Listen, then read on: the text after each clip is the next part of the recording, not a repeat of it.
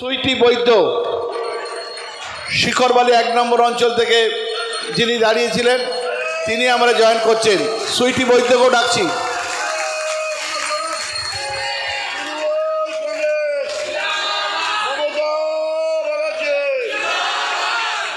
সুইটি বৈদ্য কেন? সুইটি বৈদ্য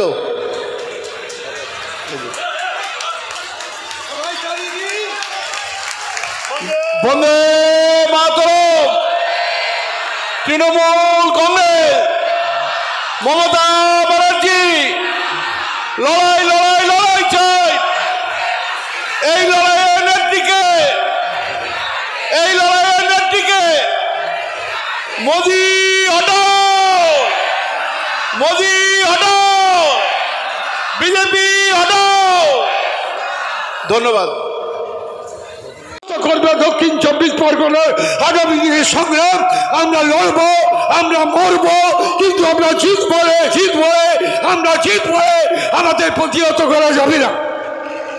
কেন্দ্রীয় বিজেপি সরকার মানে গরিব খেটে খাওয়া মানুষের স্বার্থ বিরোধী, শ্রমিক স্বার্থ বিরোধী।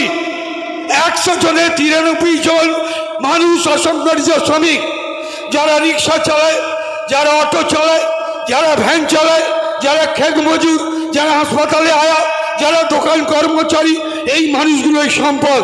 মমতা ব্যানার্জির সরকার গরিবের সরকার, মা মাটি মানুষের সরকার। আর এই মাটির মানুষগুলো এটাই আমার দেশের সম্পদ, রাজ্যের সম্পদ। তাই আমরা বিশ্বাস করি তাদের স্বার্থের বিরুদ্ধে কেন্দ্রীয় সরকার আইন তৈরি করেছে। স্বাধীনতার পর শ্রমিকদের জন্য 29টা আইন তৈরি হয়েছিল, সবগুলোকে বিলুপ্ত ঘটিয়ে লেবার কোড তৈরি করার নামে 4টি আইনে পরিণত করেছে। এই 4টি আইনের মধ্যে আছে শ্রমিকের বহু সংগ্রামের সাক্ষী ঐতিহাসিক আইন 8 ঘন্টায় মজুরি, তাকে বিলুপ্ত করে দিয়ে 12 ঘন্টার রোজ তৈরি করেছে, যা সারা দেশের ভারতবর্ষ নয় সারা পৃথিবীর কলঙ্কের একমাত্র মুখপাত্র মোদি শ্রমিকের অধিকারকে খর্ব করে এই অধিকার কেড়ে নিয়ে আইন তৈরি করেছে। শ্রমিক মেহনতি মানুষ, তার বিরুদ্ধে লড়তে হবে। 300 জনের কম কোনো কারখানায় কর্মচারী কাজ করলে তারা কোনো জায়গায় আইনের কাছে যেতে পারবেন না, ছাঁটাই হয়ে যাবে। একটা কলমের খোঁচায় মালিক শ্রমিকদের তাড়িয়ে যাবে। শ্রমিকদের ন্যায়সঙ্গত লড়াই করার অধিকার আইনে থাকবে না। এই আইন রাজ্যের মুখ্যমন্ত্রী বলেছে প্রয়োজনে রক্ত দেবো, কলিজা ছিঁড়ে রক্ত দেবো, বুক পেতে রক্ত দেবো। কিন্তু বাংলার এই 10 কোটি গরিব মানুষ যাদের অধিকার আইনের খোঁচায় কেড়ে নেওয়ার চেষ্টা করছে, আমার জীবনে 1 বিন্দু রক্ত থাকতে আমি প্রতিহত করব করব করব। সরকারের কালা কানুন এই রাজ্যে জারি হতে আমরা দেব না, এই ঘোষণা আমাদের সঞ্জীবিত করেছে। শ্রমিকদের বাঁচার অধিকার দিয়েছে, ধর্মের নামে ক্যা চালু করে আমাদের অধিকার কেড়ে নেওয়ার চেষ্টা করছে। হিন্দু আর মুসলিমের দ্বন্দ্ব বাঁধিয়ে মন্দির মসজিদে বিভেদ করে আমাদের ধর্ম নিরপেক্ষতার রক্ষা কবচকে কেড়ে নেওয়ার চেষ্টা করছে।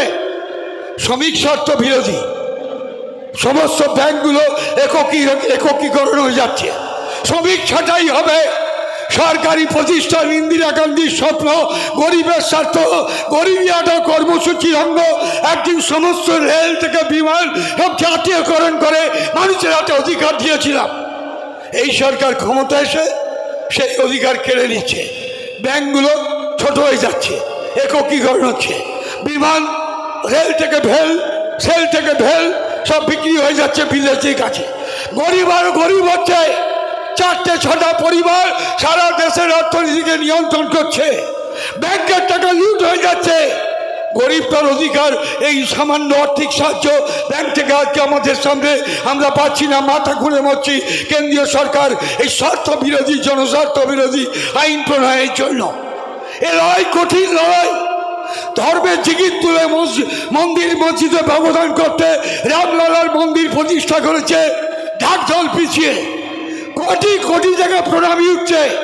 মধ্য ভারতে মানুষের ধর্মে সুশ্রী দিয়ে রামলালার মন্দিরের প্রতিষ্ঠার নামে নির্বাচনী বৈতরণী পার হওয়ার চেষ্টা করছে। আমাদের সজাগ থাকতে হবে। ধর্মের নামে বিভেদ চলবে না। এক জাতি এক প্রাণ একতা, এটাই আমার দেশের ভারতা। হিন্দু মুসলিম জৈন খ্রিস্টান এটাই আমাদের প্রাণ।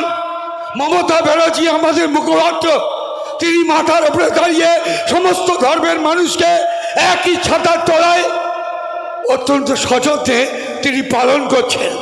কর্মীদের বুঝতে হবে ওদের হাতে অর্থ আছে, ওদের অর্থনৈতিক দিক থেকে বলিয়া কালোবাজারি টাকা আছে, সাম্রাজ্যবাদের মদত আছে, পুঁজিবাদের মদত আছে, সংখ্যাগরিষ্ঠতা আছে, কেন্দ্রের সরকার তাদের ক্ষমতায় আছে। আমাদের কিচ্ছু নেই, আমরা শুধু একটাই নেত্রী মমতা, সঙ্গে আছে 10 কোটি জনতা, এরাই আমাদের সম্পদ। একদিকে কালো টাকা পাহাড়, আরেকদিকে গরিব মানুষের স্বার্থ সুরক্ষিত করার আন্দোলনে হাতিয়ার মমতা বন্দ্যোপাধ্যায়। আমি জানি এ লড়াই জিতেছি বারবার, আবার জিতব। 24-এর লোকসভা নির্বাচন 2 অঙ্ক পেরোতে পারবে না বিজেপি, মাথা খুলে ট্রেন ফিরে যাবে আবার সেই দিল্লির দিকে, হারিয়ে যাবে বিজেপি, অঙ্ক মিলবে না, ধর্মের নামে জিততে পারবে না। মমতা যতদিন টিকে থাকবে আঞ্চলিক ধর্ম নিয়ে তৈরি হবে জোট, আর সেই জোট ক্ষমতা আসবে। আমরা আশাবাদী আজকের মুখ্যমন্ত্রী আমাদের সকলের নেত্রী মমতা আগামী দিনে অঙ্কের হিসাবে জটিল অঙ্ক কিছু জিতবো আমরা। মমতাই প্রধানমন্ত্রী হবে হবে হবে, পৃথিবীর কোনো শক্তি নেই তাকে রোধ করতে পারে।